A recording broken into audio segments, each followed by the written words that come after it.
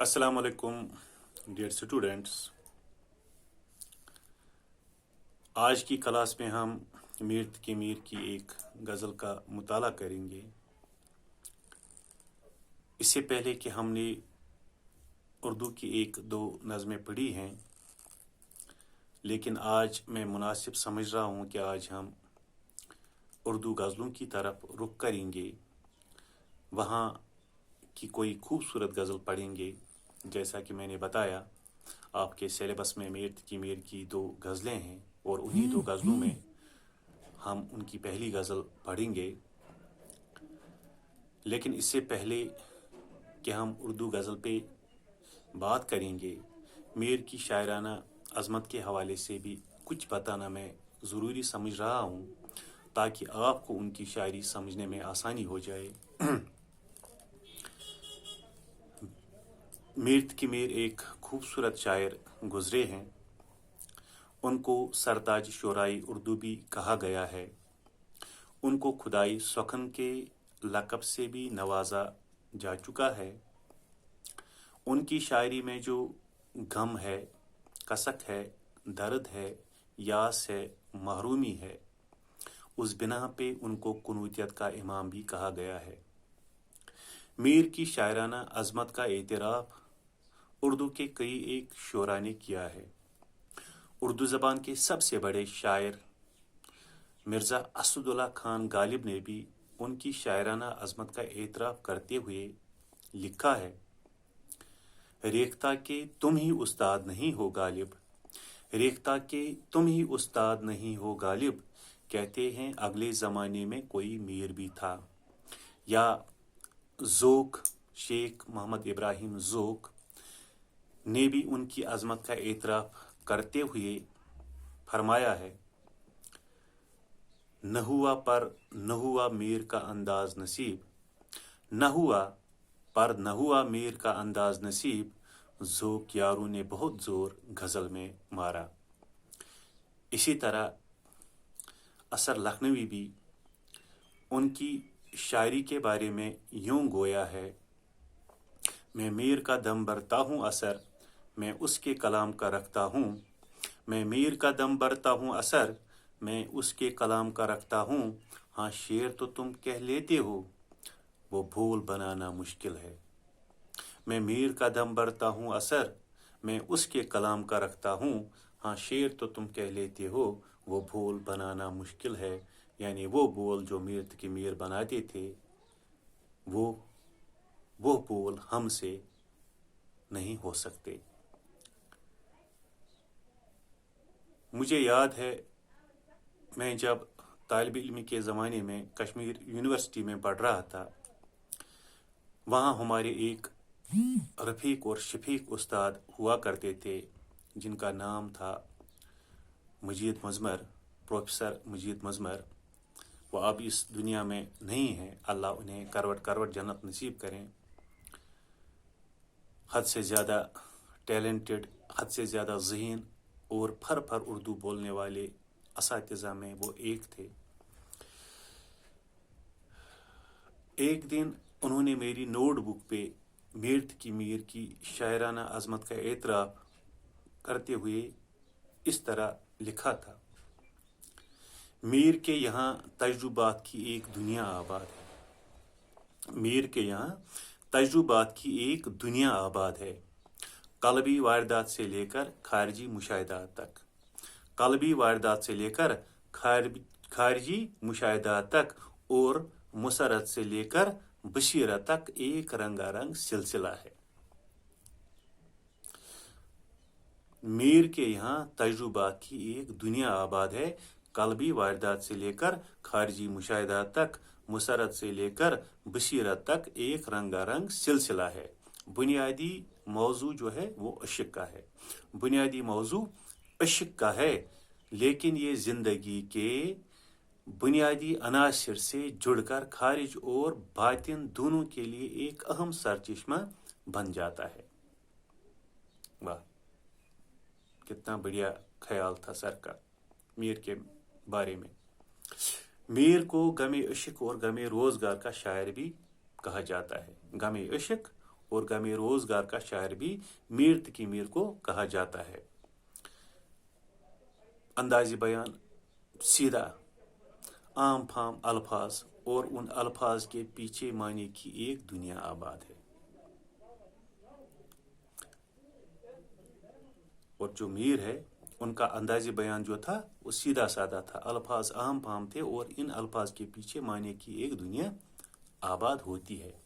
तो चंद एक बातें हमने मीर की मीर पे की ताकि आप उनकी शायरी को समझ सकें। तो अब आइए गज़ल की तरफ रुख करते हैं। तो गज़ल का मतलब अर्ज किया है,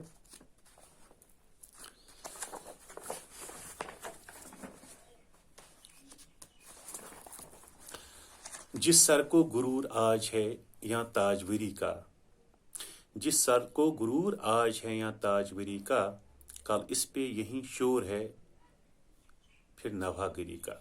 मैं तर्जमा करूँगा, तेज़ तेज़ करूँगा ताकि ये जो वीडियो बाद में बनता है ये बहुत ही बड़ा बनता है और इसको अपलोड करना हद से ज़्यादा मुश्किल हो जाता है और दिक्कत हो जाती है इसको अपलोड करने में आपके इस ग्रुप में, इसलिए हम तेज़ तेज़ ही भागेंगे। जिस सर को गुरूर आज है या ताजवरी का, जिस इंसान को आज बादशाहत का गुरूर है इस दुनिया में, जिस इंसान को आज बादशाहत का गुरूर है, अगर कोई बादशाह है और बादशाहत को लेकर वह हद से ज़्यादा इतरा रहा है, कल इस पे यही शोर है फिर नवागिरी का। कल जब वो इस दुनिया से चला जाएगा, इसकी मौत वाक़ई हो जाएगी, तो फिर उसके जिस्म के साथ साथ उसकी बादशाहत भी खाक में मिल जाएगी।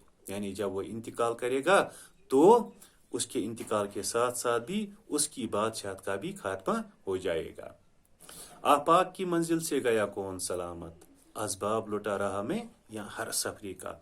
आपाक कहते हैं दुनिया को, आपाक की मंजिल से गया कौन सलामत, इस दुनिया की मंजिल से कौन सलामत गया, क्यों, असबाब लुटा रहा मैं या हर सफरी का। यहाँ का इस दुनिया का हर कोई जो मुसाफिर था, जो कुछ सामान उसके पास था वो रास्ते में ही लुट गया। यानी इस दुनिया से जो कोई इंसान चला गया, मर गया, उसकी मौत हो गई, उसका इंतकाल हो गया, तो उसकी तमाम चीज़ें यहाँ ही रह गईं और वो खाली हाथ ही यहाँ से लौटा। जिंदा में भी शुरिश न गई अपने जुनून की, जो जिंदा है, जो कैद खाना है, कैद खाने में डालने के बावजूद भी मेरा जो जुनून है वो किसी तरह काम न हुआ। अब संग मुदावा है इस आशिफ्ता सरी का, अब इस आशिफ्ता सरी का, इस जुनून का एक ही इलाज है, वो क्या है कि मैं जो इस कैद खाने की दीवार है उसके साथ अपना सर फोड़ दूं ताकि मेरी जिंदगी का खात्मा हो जाए और मैं उन तमाम दुखों से, तमाम परेशानियों से या तमाम गमों से नजात हासिल कर सकूं। हर जख्म जिगर दावरे माशर से हमारा, इंसाफ तलब है तेरी बेदादगिरी का।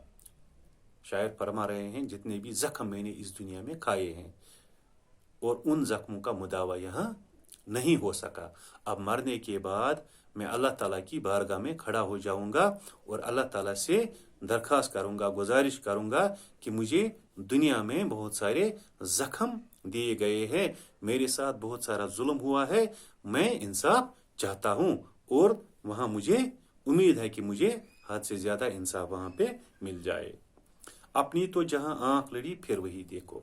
शायर कहते हैं कि जिस चीज की तरफ मैंने नजर की, जिस चीज पर मेरी नजर जम गई, आईने को पलका है परेशान नजरी का। जिस तरह मैं परेशान था और मुझे वो चीज भी परेशान ही नजर आई, यानी आईने के उस पार भी और इस पार भी परेशान, दोनों सूरतें जो थी वो परेशान थी। यानी आईने में जब मैंने देखा, यानी मैंने जब किसी चीज में देखा वो मुझे हद से ज्यादा परेशान नजर आने लगी। और इसी तरह तस्वीर कीजिए, मैं आईने में कोई अपने आप को देख रहा हूं, आईना भी मुझे परेशान दिखा रहा है। सद मौसम में गुल हमको तहे बाल ही गुजरे, मकदूर ने देखा कबू बे बालो परी का। सद मौसम में गुल, बहुत सारे मौसम गुजरे हैं, बाहर के मौसम गुजरे हैं, लेकिन मेरे लिए वो मौसम लायानी है, बेकार है, क्योंकि मैं उन मौसमों का कोई फायदा, कोई लुत्फ, कोई मजा नहीं उठा सका, कोई मजा नहीं ले सका, क्योंकि मैं उस परिंदे की तरह हूं जिसके ابھی پر نہیں آئے ہیں، جس کے ابھی پر نہیں آئے ہیں، یا جو بے بالوں پر پرندہ ہوتا ہے، میں اسی پرندے کی طرح تھا اور میں ان بہاروں کا مزہ نہیں لوٹ سکا۔ لیسانس بھی آہستہ کہ نازک ہے بہت کام، آفاق کی اس کارگاہ شیشہ گری کا۔ خوبصورت شعر ہے کہ لیسانس بھی آہستہ، اے انسان اس دنیا میں آہستہ آہستہ سانس لے، کیونکہ شاعر نے اس دنیا کو شیشوں کا کارخانہ کہا ہے، کارگاہ شیشہ گری کہا ہے۔ یہ جو دنیا ہے یہ شیشوں کے کارخانے کی طرح ہے، ایک شیشوں کا کارخانہ ہے، لہٰذا یہاں پہ پھونک پھونک کر قدم رکھ، کہیں ایسا نہ ہو کہ آپ کی غلطی سے یہ شیشے چور چور نہ ہو جائیں۔ ٹک میر جگر سوختہ کی جلد خبر لے، کیا یار بھروسہ ہے چراگاہ سحری کا۔ میر کہتے ہیں اے میر سوختہ کی جلد جلد خبر لے، کہیں یہ سوختہ سحر ہوتے ہوتے ختم نہ ہو جائے، یعنی جو انسان مر رہا ہے آپ اس کی خبر گیری کیجئے، آپ اس کے پاس جائیے، کہیں ایسا نہ ہو کہ وہ آنکھیں بند کر لیں اور آپ اس کا دیدار کرنے سے آپ اس کی ملاقات کرنے سے بھی رہ جائیں گے۔ تو اس طرح یہ آج کی جو غزل ہے کما حقہ، اس کا میں نے ترجمہ کیا۔ انشاءاللہ اگلی کلاس میں ہم ان کی دوسری غزل بھی پڑھیں گے۔ تو اگر ہو سکا جب انشاءاللہ آپ اللہ تعالیٰ سے دعا کیجئے کہ وہ دن جلد لوٹ آئیں، ہم اس مہلک وبا سے، اس کرونا وائرس سے بہت ہی جلد نجات حاصل کر سکیں، اور ہم سکولوں کو پھر ایک بار لوٹیں، اور کلاس میں انشاءاللہ اس غزل پہ ہم سیر حاصل بحث ضرور کریں گے۔ جب تک کے لیے اللہ نگہبان۔ السلام علیکم۔